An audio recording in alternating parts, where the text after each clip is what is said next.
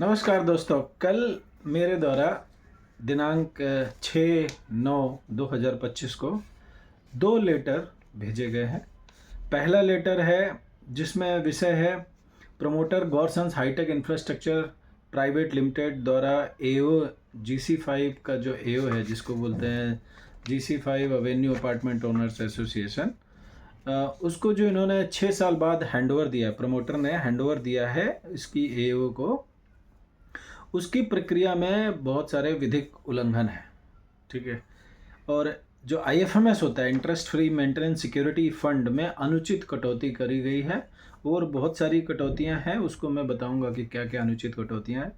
अभी मैं इसका विषय बता रहा हूँ। ये जो लेटर मेरे पास में है, अगर ये आपको दिख रहा होगा, शायद उसमें उल्टा दिखेगा, तो ये दिनांक 6/9/2025 को है और इसका लेटर का पत्रांक है GC5/हैंडओवर/प्राधिकरण/2025/5।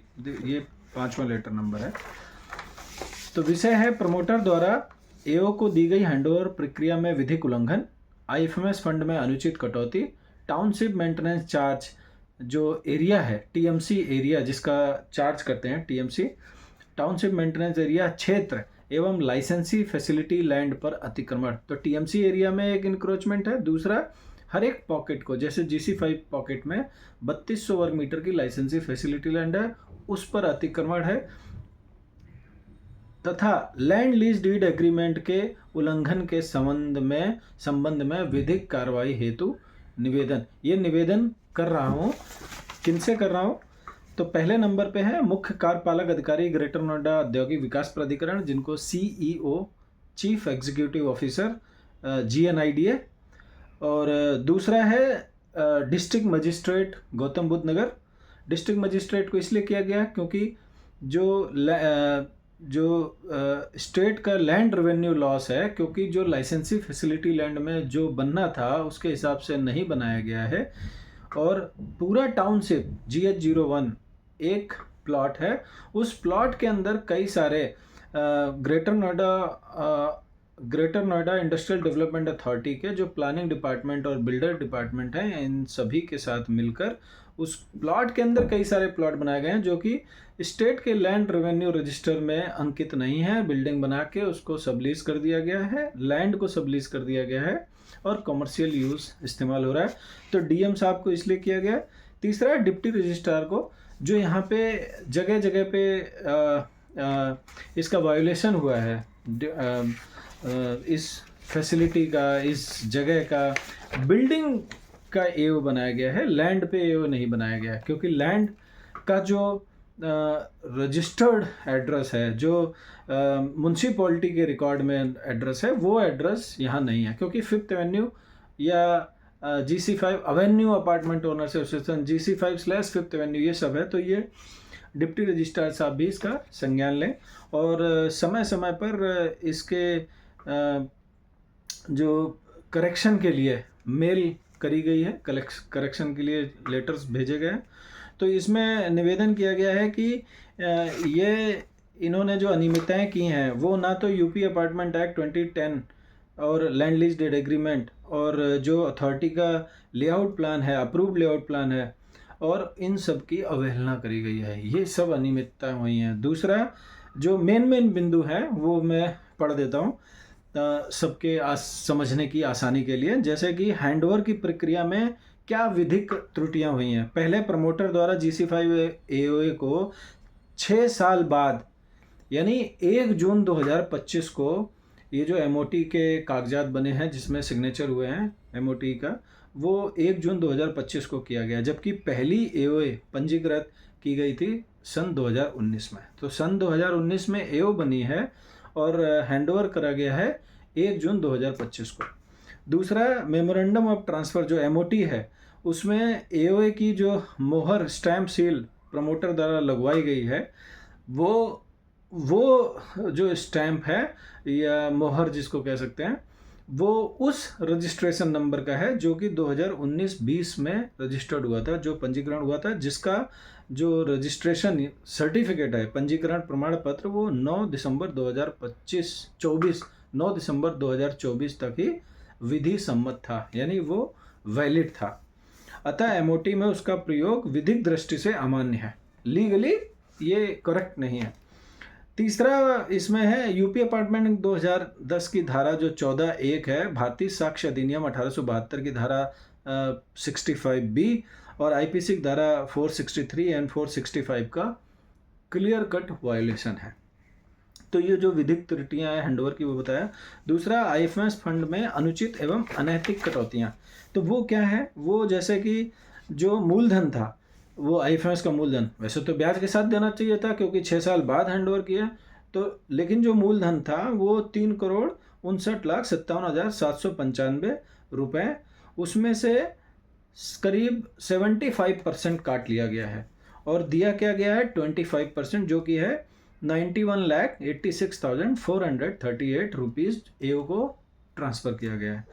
दूसरा 44,75,795 रुपये की कटौती बिजली कनेक्शन के नाम पर करी गई है, जबकि ये निवासी ने पहले ही दे दिया था, जबकि पजेशन भी नहीं हुआ था। पजेशन से पहले जो फुल एंड फाइनल पेमेंट होता है तो उसमें ये काट लिया गया था।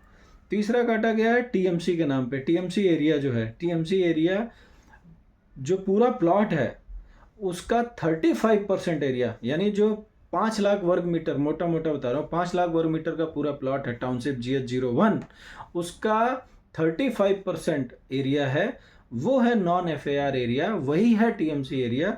और उसकी मेंटेनेंस के नाम पे इन्होंने 2,08,13,239 रुपए, जो सबसे बड़ी कटौती है 2 करोड़ रुपए की, वो टीएमसी के नाम पर इसमें से काट लिया गया, जबकि इस क्षेत्र का ऑक्यूपेंसी सर्टिफिकेट आज तक नहीं दिया गया है, एओ बोर्ड को नहीं दिया गया है प्रमोटर द्वारा।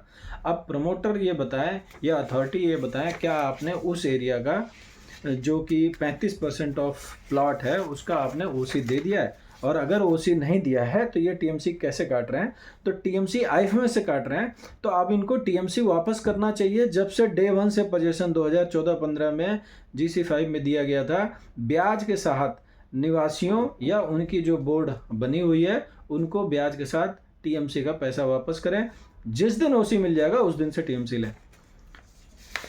तो ये 3 कटौतियाँ तो ये हो गई, 2 कटौतियाँ। तीसरी कटौती है निगेटिव बैलेंस के नाम पर, मतलब जब ये यहाँ से गए थे 22 में, फरवरी 22 में, 5 फरवरी 2022 को प्रमोटर GC5 से चले गए थे, तो जैसे तैसे जहाँ यहाँ की बोर्ड ने यहाँ पे मेंटेनेंस को संभाल रहे थे, टेक ओवर कर रहे थे, तो उन्होंने कहा कि उस समय जब गए थे तो बहुत लोगों ने बैलेंस रिचार्ज करा रखा होगा चूँकि प्रीपेड मीटर है, तो इन्होंने बोला जो निगेटिव बैलेंस के नाम पर ये लगभग 4,20,326 रुपये काट लिए गए, पर आज तक नहीं बताया कि पॉजिटिव बैलेंस कितना था, निगेटिव बैलेंस कितना था, वो नहीं बताया, मतलब कोई ट्रांसपेरेंसी नहीं है।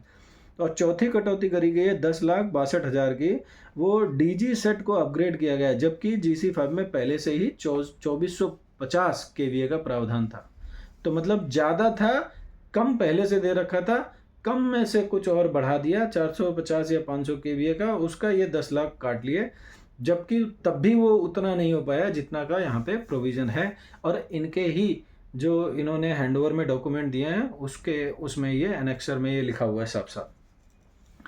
तीसरा पॉइंट है लैंड लीज डीड एग्रीमेंट का उल्लंघन। तो GH01 प्लॉट की भूमि का अवैध रूप से विभाजित करके पॉकेट्स की जगह कई सब प्लॉट्स बनाए गए, कई सारे प्लॉट्स बना दिए गए, दिखाए गए हैं, और लाइसेंसी फैसिलिटी लैंड के पहले प्लॉट लिखकर सबलीज कर दिया गया। इन प्लॉट्स पर निर्मित जो भवन बनाए गए हैं उनका कोई राजस्व रिकॉर्ड नहीं है, जिससे राज्य सरकार को राजस्व की हानि हो रही है, और प्रमोटर द्वारा उप प्लॉट्स को व्यक्तिगत व्यवसाय है तो उप लीज किया जा रहा है, जो अनुबंध के विरुद्ध है। इसीलिए डीएम साहब को किया गया है, क्योंकि ये जो रेवेन्यू का मैटर आता है वो जिलाधिकारी के उसमें आता है। और चौथा पॉइंट है टीएमसी, जो टाउनशिप मेंटेनेंस चार्ज एरिया है। तो जो मैं कह रहा हूँ कि पूरे प्लॉट का 35% एरिया टीएमसी एरिया है, जिसका ये हमसे टाउनशिप मेंटेनेंस चार्ज लेंगे, और टाउनशिप मेंटेनेंस चार्ज उतना लेंगे जो हमारे साथ अनुबंध है। तो हम जो मेंटेनेंस देते हैं उसका 15% एरिया टाउनशिप मेंटेनेंस जाता है, और टाउनशिप मेंटेनेंस एरिया है पूरे प्लॉट का 35% एरिया। तो पूरा प्लॉट लगभग 5,03,216 वर्ग मीटर है, तो उसका 35% निकालेंगे तो 1,76,125.600 वर्ग मीटर, यानी 1,76,125.6 100 स्क्वायर मीटर जो है वो आपका टीएमसी एरिया है। उस क्षेत्र में एवं लाइसेंसी फैसिलिटी लैंड जो 3200 स्क्वायर मीटर है GC5 की, उस पर अतिक्रमण है। तो उसमें क्या बताया, टीएमसी क्षेत्र में निर्मित रोड व पटरी पर अवैध पार्किंग व अतिक्रमण जो कि प्रमोटर की sister concern company IP state जो प्राइवेट लिमिटेड है उसकी देखरेख में है। GC5 की 32 वर्ग मीटर की लाइसेंसी फैसिलिटी लैंड पर किए गए अतिक्रमण, अवैध निर्माण एवं अनाधिकृत उपयोग लैंड लीज डीड की धारा D17, उसका जो क्लॉज है D17 तथा GNIDA द्वारा निर्धारित बिल्डिंग बायलॉज का गंभीर एवं स्पष्ट उल्लंघन है। टीएमसी शुल्क IFMS से काटा गया जबकि OC प्राप्त नहीं हुआ है। तो ये 4 पॉइंट से पूरी एक खाका तैयार किया गया है। उसके बाद संदर्भ दिए गए हैं जो पूर्व में पत्र लिखे गए हैं और जो मेरे द्वारा या सोसाइटी में किसी अन्य के द्वारा, उन सब का रेफरेंस है। जैसे कि मुख्यमंत्री पोर्टल पर एक शिकायत दर्ज करी गई थी दिनांक 15 जून 2022 को पूर्व AO के द्वारा, और वो GC5 फंड को हस्तांतरित मतलब ट्रांसफ़र करने के लिए उसमें मुख्यमंत्री पोर्टल द्वारा आदेश दिया गया था। आवेदन पत्रांक तो 14/9/2022 में उक्त आदेशों के अनुपालन की मांग की गई थी। उसके बाद GNIDA द्वारा पत्र जारी करे गए थे, जो कि पहला पत्र 17 जून 2022 को, दूसरा 30 जून 2022 को, चौथा 2 अगस्त 2022 को। ये प्रमोटर को भेजे गए थे कि भाई आप एज पर जो रूल्स हैं, रेगुलेशन है, उसके हिसाब से हैंडओवर करिए। प्राधिकरण का पत्र 21 जून 2010 के अनुसार गौर सिटी टाउनशिप परियोजना के लिए स्वीकृत प्लाट प्लान में प्रत्येक इकाई का क्षेत्रफल एवं लाइसेंस कोड स्पष्ट निर्धारित है। जो BP 5037 डेट 21/6/2010 को जो ये अप्रूव्ड लेआउट हुआ था उसमें सब का लिखा हुआ है, हर पॉकेट का कितना एरिया, लाइसेंसी फैसिलिटी लैंड कितना है। GH01 का कभी भी विभाजन नहीं हुआ है, मतलब एक प्लॉट का कभी विभाजन नहीं हुआ है जिसके अंदर ये बहुत सारे प्लॉट बनाए जा रहे हैं, और इसके अतिरिक्त कोई अन्य भूखंड भी स्वीकृत नहीं है। ठीक है। प्राधिकरण का पत्रांक जो 16 नवंबर 2021 का है, वो उसके संबंध में बताया गया था कि ये जो GC6/1 इसका जो वैलिड नेम है, एथिकल नेम है, वो GC6/1 है। तो GC6/1 है तो उसी, चूंकि एक प्लॉट का है, एक ही प्राधिकरण है, एक ही टाउनशिप का रूल है, तो ये सबके लिए एप्लीकेबल है। तो उसका रेफरेंस दिया गया है कि 16/11/2021 का जो लेटर है उसके अनुसार सभी पॉकेट्स के वैलिड नाम हैं, वही किया जाए। और हैंडओवर के पश्चात विभिन्न प्लेटफॉर्म पर सूचना दी गई थी, जैसे कि 17 जुलाई को पहला ट्विटर पे इनको सूचना दी गई, किसको, अथॉरिटी को और DM साहब को, कि ये गड़बड़ हुआ है, और रजिस्ट्रार साहब को। फिर जनसुनवाई पोर्टल में 23 जुलाई को दी गई, फिर ईमेल द्वारा 24 जुलाई, 25 जुलाई को भेजा गया, फिर जो रिमाइंडर था वो 30 अगस्त को भेजा गया। अब इसमें प्रार्थना क्या करी गई है, ये तो सारा हो गया पूरा कॉन्टेक्स्ट, पूरा पुराने रेफरेंस, और प्रार्थना करी गई है कि MOT की वैधता की जांच एवं यदि आवश्यक हो तो उसे निरस्त किया जाए। दूसरा, प्रमोटर द्वारा की गई IFMS फंड की कटौतियों की स्वतंत्र लेखा परीक्षा, मतलब ऑडिट करी जाए। तीसरा, लैंड लीज डीड एग्रीमेंट की धारा D17 के उल्लंघन पर विधिक कार्रवाई। चौथा, TMC क्षेत्र एवं लाइसेंसी फैसिलिटी लैंड पर अतिक्रमण की जांच, जो इंक्रोचमेंट हुआ है। और पांचवा पॉइंट है, प्रमोटर द्वारा UP अपार्टमेंट एक्ट 2010 के उल्लंघन पर दंडात्मक पनिशेबल एक्ट किया जाए। और छठा पॉइंट है, GC5 की 32 वर्ग मीटर की लाइसेंसी फैसिलिटी लैंड को वैधानिक AO, जो लीगल या ऑथराइज्ड AO है, उसको हैंडओवर करवाया जाए। और सातवां पॉइंट है, प्लॉट GH01 के अंतर्गत स्थित सभी रिहायशी pockets GC1, GC2, GC3, GC4, GC5, GC6/1, GC6/2, GC/7 में नाम और जो संख्या है संबंधित त्रुटियों को यथाशीघ्र सुधारते हुए केवल ग्रेटर नोएडा औद्योगिक विकास प्राधिकरण द्वारा स्वीकृत नामों, भूमि विवरण एवं संख्या को ही मान्यता प्रदान की जाए। भूमि को भूखंड के रूप में दर्शाकर लैंड लीज डीड के क्लॉज D17 का उल्लंघन करते हुए दी गई मान्यता विधिक रूप से अनुचित है। GNIDA के प्लानिंग विभाग द्वारा बिल्डिंग बायलॉज का गंभीर उल्लंघन करते हुए ऐसे प्रस्तावों को स्वीकृति दी जाती, जिसके परिणाम स्वरूप संबंधित पक्ष अपनी कमर्शियल बिल्डिंग को राज्य के लैंड रेवेन्यू रजिस्टर में पंजीकृत कराए बिना ही उस परिसर में व्यापारिक गतिविधियों हेतु सबलीज कर देते हैं। जीएनआईडीओ को इस प्रक्रिया के कारण राज्य सरकार को राजस्व की भारी हानि हो रही है, जिसकी तत्काल जांच एवं रोकथाम आवश्यक है और ये इस पर जो कृत कार्रवाई है 15 दिवस के भीतर सूचित करें। ये तो हो गया जो हैंडओवर में अनियमितता है और जो गलत सलत नाम और फैसिलिटी लैंड और जो टीएमसी एरिया में जो कटौती और आईएफएमएस में अनुचित कटौती, ये सब का संज्ञान लेने के लिए डीएम साहब को, CEO greater Noida industrial development authority को और डिप्टी रजिस्ट्रार साहब को ये लेटर भेजा गया है। ये एक लेटर है। अब मैं दूसरा लेटर पे आता हूँ। दूसरा लेटर भी 6/9/2025 को लिखा गया है। उसका विषय है पंजीकृत अपार्टमेंट ओनर्स एसोसिएशन में 5th एवेन्यू के स्थान पर GC5 की विधि सम्मत प्रतिस्थापना, निर्वाचन प्रक्रिया एवं हस्तांतरण ज्ञापन MOT में अनियमितताओं की जांच तथा वर्ष 2024 में निवासियों से नकद वसूली गई राशि की वापसी हेतु 2024 में 98,000 रुपीज़ डिप्टी रजिस्ट्रार के द्वारा जो प्रिसाइडिंग ऑफिसर सहायक निदेशक मत्स्य विभाग गौतम बुद्ध नगर को जिम्मेदारी दी गई थी यहाँ के चुनाव कराने के लिए, वो यहाँ की एओ बोर्ड से 2024 की एओ बोर्ड से 98,000 रुपीज़ कैश लेकर गए थे। पर यहाँ चूँकि नॉमिनेशन ही 10 लोगों का हुआ था तो फिर चुनाव नहीं हुआ। उसके बाद इन्होंने कंडीशनल नॉमिनेशन के लिए बोला कि 2,000 रुपये प्रति कैंडिडेट जो भी नॉमिनेशन करने जा रहे हैं एओ बोर्ड में आने के लिए, वो 2,000 रुपये पहले देंगे, तभी उनका कैंडिडेचर एक्सेप्ट किया जाएगा।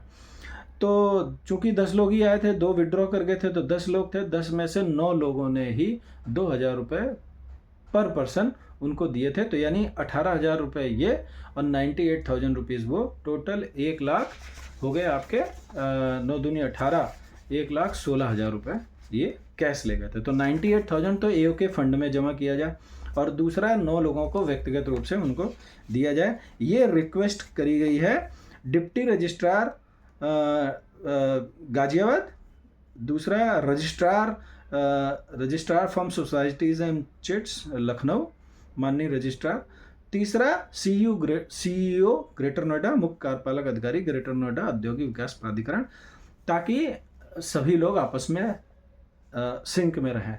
ये सभी संबंधित अधिकारी हैं, सभी संबंधित विभाग हैं। तो उस लेटर में डिप्टी रजिस्ट्रार साहब को भी लिखा गया था, इसमें सीईओ ग्रेटर नोएडा अथॉरिटी को भी रखा गया है। अब ये निवेदन किया गया है कि, और पहले ये बताया गया कि आपको ये 13 जुलाई को मेल से डिप्टी रजिस्ट्रार साहब को भी ये सूचना दे दी गई थी और कि यहाँ पे रजिस्ट्रेशन संख्या में त्रुटि है और नया रजिस्ट्रेशन है वो कब से मान्य है।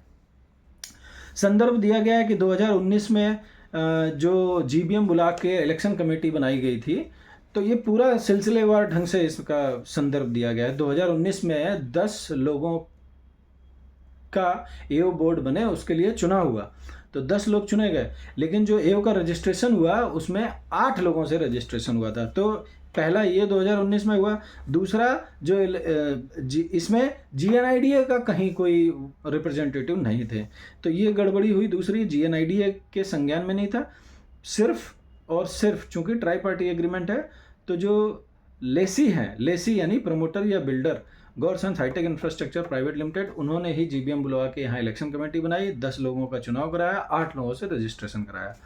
फिर उसके बाद एमओटी और ये उसके बाद ये जो इसमें जो नंबर है वो रजिस्ट्रेशन है उसमें 5th एवेन्यू /GC5 के नाम से कराया गया है, जबकि 16/11/2021 का लेटर जो कि ओएसडी बिल्डर्स द्वारा जीएनआईडीए का आदेश दिया गया है कि वो नाम GC5 होगा, जैसे GC6/1 किया था ऐसे ही GC5 होगा। तो एक जगह के 2 नाम नहीं हो सकते, ठीक है, 2 अलग अलग पते नहीं हो सकते। दूसरा था एमओटी जो 1 जून 2025 को प्रमोटर और एओ बोर्ड के बीच हुई है, उसमें जो स्टैंप है वो 2019-20 के रजिस्ट्रेशन किया है, जो कि 9/12/2024 तक ही मान्य थी, वैलिड थी। तीसरा संदर्भ दिया गया है कि 24 जून 2025 को जो तत्कालीन एओ बोर्ड थी, उन्होंने ये जो 5वां एओ बोर्ड बनने जा रहा था उसकी जो सूचना दी गई या जो इलेक्शन कमेटी बनाई गई उसमें भी वही 2019-20 वाली रजिस्ट्रेशन की एओ बोर्ड एओ का मोहर है। और 17 जून 2025 को जो निर्वाचन समिति बनी थी इलेक्शन कमेटी, उसमें फिफ्थ एवेन्यू इलेक्शन कमेटी गौर सिटी 1 है, जबकि गौर सिटी 1 करके कुछ नहीं है, जो विधिक रूप से और GC5 के विपरीत है। और 4 जुलाई को इसमें सभी लेने वाले प्रत्याशियों का सूचना दी गई और उसमें नया रजिस्ट्रेशन नंबर है जो कि 24-25 में रजिस्टर्ड हुआ है। तो ये पुराने से स्टार्ट हुआ और उसी में नया आ गया, तो इसकी कहीं कोई सूचना नहीं है। तो ये कब मिला रजिस्ट्रेशन नंबर। दूसरा जो पॉइंट है वो 13 जुलाई 2025 को इसमें एओ बोर्ड की निर्वाचन की प्रक्रिया समाप्त हुई और इसमें उपरोक्त गतिविधियों के पश्चात निवासियों में गंभीर भ्रम की स्थिति उत्पन्न हुई है, क्योंकि कालातीत एओ बोर्ड द्वारा GC5 एओ के चुनाव हेतु पूर्ववर्ती पंजीकृत संख्या की मोहर का प्रयोग किया गया है और एसोसिएशन का नाम ये है और समिति द्वारा गौर सिटी 1 है और यह सबके बाद निवासियों में भ्रम की स्थिति है। पूर्ववर्ती चुनाव प्रक्रिया में गंभीर अनियमितताएं परिलक्षित हुई हैं, जैसे 2024 का दिया था कि डिप्टी रजिस्ट्रार साहब द्वारा वो जो 98,000 रुपये की कैश लिया गया और 2,000 रुपये पर कैंडिडेट लिया गया, जबकि सेम सिचुएशन GC4/4th एवेन्यू में हुई थी। वहाँ पे जब GC5 की चीज़ का पता चला था तो उन्होंने ये कैश देने से मना कर दिया था, तो वहाँ कोई कैश नहीं लिया गया था। वहाँ जो एज़ पर एक्चुअल के हिसाब से जो चुनाव में खर्चा था वो ही उसमें यूज़ हुआ था। तो ये मामला उसके बाद इसमें 2024 में 18 जून को GC5 का जो क्षेत्रफल है 34,797 वर्ग मीटर, उसमें एओ बोर्ड के चुनाव संबंध द्वारा डिप्टी रजिस्ट्रार इन सबको वो सूचना दी गई और उसी समय ये सूचना दे दी गई थी सहायक निदेशक मत्स्य विभाग गौतम बुद्ध नगर और डिप्टी रजिस्ट्रार उस समय श्री ऋषभ कुमार अग्रवाल जी थे, इंदिरापुरम गाजियाबाद, उनको सूचना दे दी गई थी। अगला संदर्भ है GNIDA के स्वीकृत लेआउट प्लान के आलोक में पत्रांक 16/11/2021 जो श्री रंजीत सिंह जी GC6/1 के निवासी हैं, उनके लेटर पर अथॉरिटी का संज्ञान लेकर जो म्युनिसिपलिटी रजिस्टर में नाम है हर एक पॉकेट का और लेआउट प्लान में नाम है, उसके हिसाब से सोसाइटी में सबका करेक्शन कराया जाए, करेक्शन डीड से करेक्शन कराया जाए और वो जो पंजीकरण है उसको सही कराया जाए। इसके बारे में भी सूचना 29 अप्रैल 2024 को दे दी गई थी, ठीक है। और GNIDA द्वारा स्वीकृत मैप के अनुसार GC5 स्थित सभी यूनिट होल्डर जिसमें लाइसेंसी फैसिलिटी लैंड के धारक भी सम्मिलित हैं, उनका भी नामांकन वोटर सूची में होना आवश्यक है। नहीं तो कल को वो 3200 वर्ग मीटर जो लाइसेंसी फैसिलिटी लैंड है वो अपनी एक अलग एसोसिएशन बना लेंगे, राइट। तो वो जो 3200 वर्ग मीटर के जो लाइसेंसी फैसिलिटी लैंड जिसमें इंक्रोचमेंट करके जो प्लान था उसके हिसाब से ना बनाकर कुछ और बना हुआ है, वहाँ के भी जो ओनर हैं वो भी GC5 की निर्वाचन में उनका रजिस्टर्ड होना चाहिए, नामांकन वोटर में, वोटर लिस्ट, वो वोटर में एज अ वोटर इसमें रजिस्टर्ड होने चाहिए।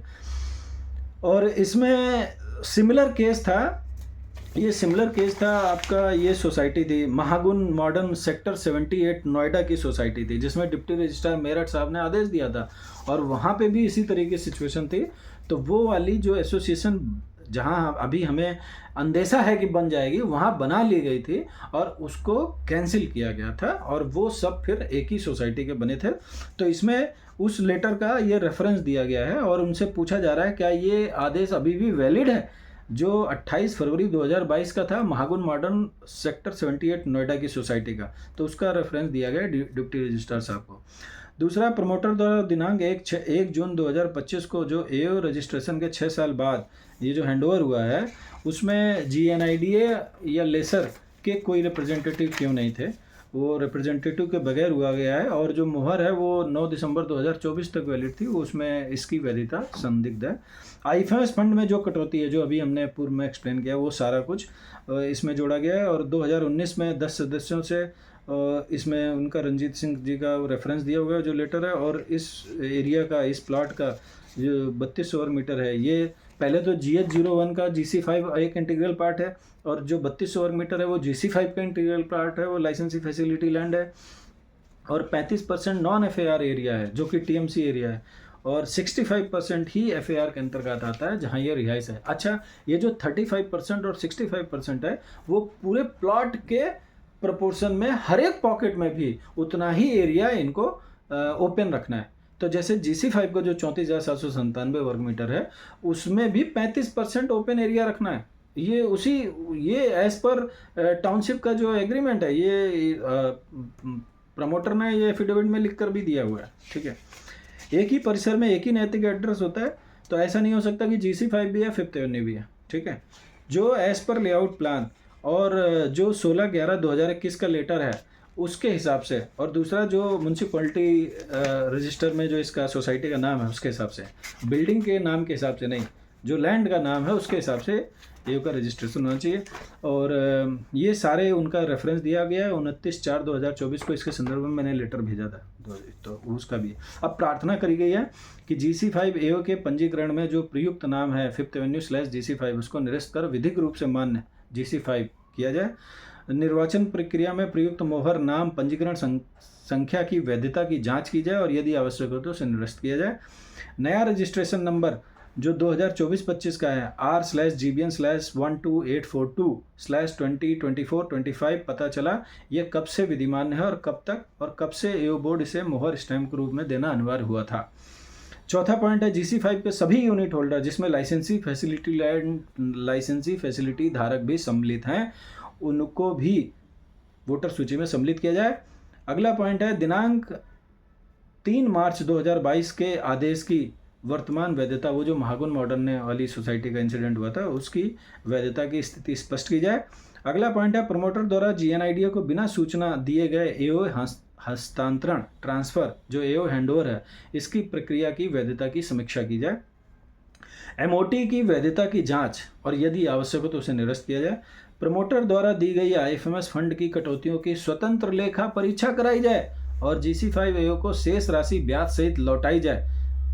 वर्ष 2019 से 25 तक की जो भी चुनाव प्रक्रिया हुई है उनकी जो अनियमितताएं हैं उनका एक स्वतंत्र एवं निष्पक्ष रूप से जांच कराई जाए और जो 1,16,000 की वह राशि जो निवासियों से नकद वसूली गई है उन्हें यथाशीघ्र वापस कराई जाए, जिसमें से 98,000 जो वो एओ के फंड में डाली जाए और जो 2,000 रुपये 9 लोगों ने दिए है उनको व्यक्तिगत रूप से वापस करी जाए। प्लाट GH01 के अंदर स्थित सभी रिहाइश पॉकेट GC1, 2, 3, 4, 5, 6/1, 6/2 एवं 7 आदि इनको यथाशीघ्र सुधारते हुए GNIDA द्वारा स्वीकृत नामों, भूमि विवरण एवं संख्या को ही मान्यता प्राप्त की जाए। D17 का जो उल्लंघन हुआ है उसको ध्यान में रखा जाए। ये सारी इस लेटर में रिक्वेस्ट करी गई है।